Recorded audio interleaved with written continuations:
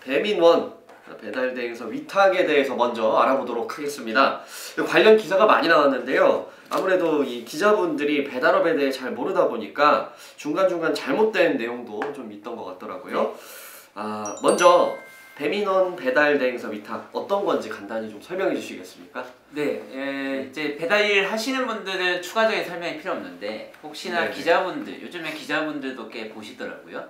기자분들이 네네. 보실 걸 대비해서 좀 설명을 드리면 이미 산업적으로는 위탁입니다. 그러니까 배민을 통해서 들어온 배달 주문 일감을 배달 대행사가 배달하는 구조가 기본 구조였고요. 역사적으로 보면 네. 여기서 오히려 배민원이라고 해서 일반 대행사한테 맡기지 않고 배민이 직접 운영하는 배달 대행사가 배달까지 해주겠다가 이제 네. 배민원, 그리고 이거를 수행하는 라이더들이 배민 커넥트 라이더들이고 이걸 하는 회사가 우아한 청년들인 거죠. 그러니까 네네. 배달 산업이라는 건 원래부터 배달의 민족, 소비자가 사용하는 우아한 형제들이라고 하는 회사가 만든 소비자 앱이 있고, 라이더들이 쓰는 우아한 청년들이라고 하는 회사가 만든 라이더 앱이 따로 있다. 그런데 요거는 네네. 비율이 적고 원래는 일반 대행사가 했었다 라는 거죠. 그래서 우아한 형제들의 다 하청 구조 같은 게 있습니다. 이미 배달 산업에서는. 그런 시스템이군요. 그쵸. 근데 네네. 얼마 전에 이제 일반 대행사를 이제 먹으려고 배민원이 알뜰 배달을 도입했다 이렇게 이야기를 하는, 주장하는 사람들이 꽤나 있었거든요. 네네, 그렇죠. 그건 아니었다 라는 거죠. 그러니까 다시 배달 대행으로 간다라고 하는 거는, 그러니까 이 지금 당장 이 위탁 계약을 논의한다는 건 어떤 거냐면, 기존에 우리가 배민원, 우아한 청년들이 수행했던 일감들을 배달 대행사에, 동네 배달 대행사한테도 맡겨보겠다. 그러니까 배민 네네. 커넥터 라이더들이 수행했던 일감들을 일반 대행 라이더들한테도 한번 맡겨보겠다라는 겁니다. 그러면은 이 배민원을 네. 이 배달 대행사에 좀 위탁하는 그런 이유들, 네. 이런 것들이 무엇일지 좀 언론 기사 보면서 이야기해보면 좋을 것 같은데요. 여기 분석이 4가지 정도의 분석을 했더라고요. 한번 네, 한번 볼까요? 검색해서 읽어보시면 좋겠는데요. 네. 첫 번째가 순간적 라이더 부족 해결. 이 피크 시간대 이런 거 얘기하는 거겠네요. 맞습니다. 네. 그거는 매우 적절한 설명인 거죠.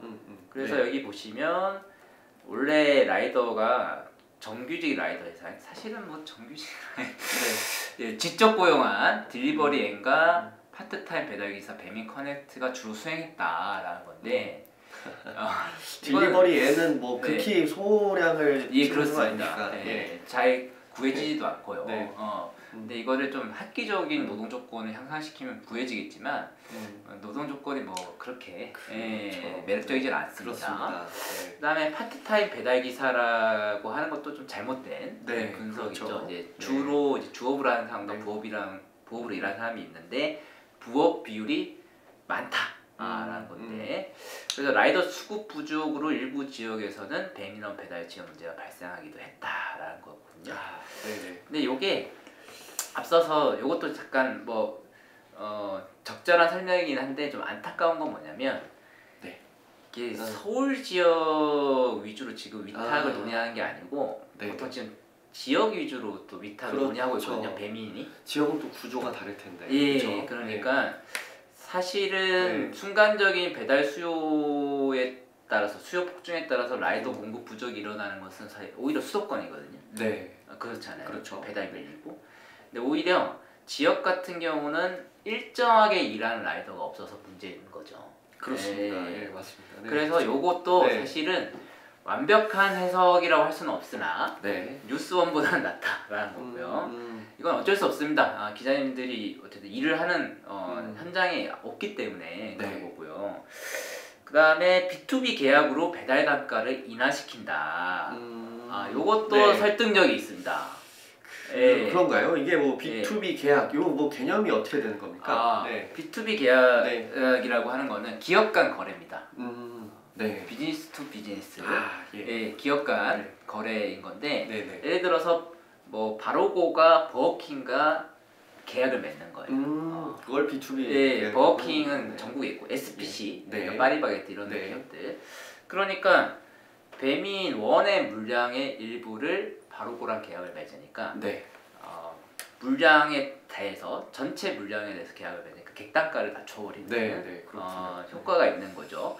그래서 배민 입장에서는 라이더 부족할 때 엄청난 프로모션을 주고 라이더를 출근시키는 바에야 고정적으로 주고 일부 물량, 예를 들어 400콜, 하루 400콜 뭐 이런 식으로 위탁을 하는 것이 단가를 낮추는 데서 유리하다라고 볼 수도 있다라는 겁니다. 설득력 있다고 예, 보시는 거죠? 요 기사에서 그렇게 분석을 했는데 그건 좀 설득력 있다라고 보고 네. 있습니다. 세 번째로 커머스든 신사업 집중 이런 것들이 있는데요. 네. 여기 커머스든 배민이 확장하고자 하는 신사업에만 집중할 수 있는 여력이 생겨서다. 왜냐하면 배달이 골치 아픈데 원래 넘기는 거니까. 커머스라 하면 뭐 배민 스토어 뭐 이런 맞습니다. 네, 음식 배달에 넘어가지고 상품, 공산품 배달까지 상거래라고 하죠. 예. 상거래 같은 것들을 확장할 수 있다라는 건데요. 우리 여기 에너지를 안 쏟겠다 더.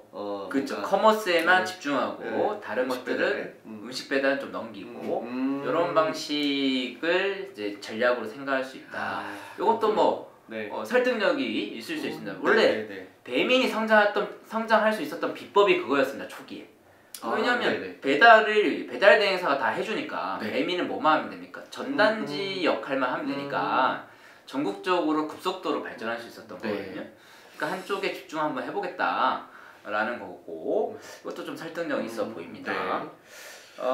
그리고 네 번째로 이제 일반 대행사에 어떤 영향을 줄 것이냐라고 했을 때 배민원을 위탁한 업체와 위탁 못한 업체 간 경쟁이 있을 수 있다라고 분석을 했습니다. 그러니까 요거는 기본적으로 배달 산업에 대한 이해가 있는 상태에서 기사를 작성하신 것 같고 어느 정도 설득력이 있는데 그래도 좀 부족한 부분이 있지 않을까라고 생각합니다. 왜냐하면은 그 배달 대행사가 이 배민원 계약을 땄다 못 땄다고 해서 완전히 차이가 날 수 없는 또 구조적 한계들이 또 따로 있거든요. 그거는 뒤에 한번 추가적으로 설명드리도록 하겠습니다. 경쟁이 그럼 심화될지 심화되지 않을지 알 수는 없다. 알 수는 없다. 구조적인 복합적인 그런 문제들 때문에. 그렇다면은 이 배달 산업과 노동의 관점, 우리 일하는 사람들 관점에서 각 관점에서 배민원 위탁은 뭐라고 봐야 될지 요걸 한번 좀 설명 부탁드려 보겠습니다. 일단 전자신문 분석이 어느 정도 설득력이 있다. 좀 부족한 건 있지만 그랬을 때 좀 추가적으로 좀 말을 붙인다고 하면은 첫 번째로 이걸 할 수 있는 거는 뭐냐면 상점과 주문을 장악한 자 무엇이든 할 수 있다. 그러니까 배민이 상점은 이미 독점이잖아요. 그렇죠. 대한민국의 배달 전문 회사 1위는 배달의 민족이죠. 배달 프랜차이즈는 그러니까 소비자 입장에서는 다 배달시켜 배민 접속하니까 그러니까 자영업자들은 다 장악을 한 겁니다. 그럼 이거는 일감을 장악한 겁니다. 그러니까 배달 주문의 일감을 장악한 자 자기가 배달 대행업을 하고 싶으면 자기가 직접 배달 대행업을 해도 되고 이거 너 귀찮다. 그러면 위탁해도 된다.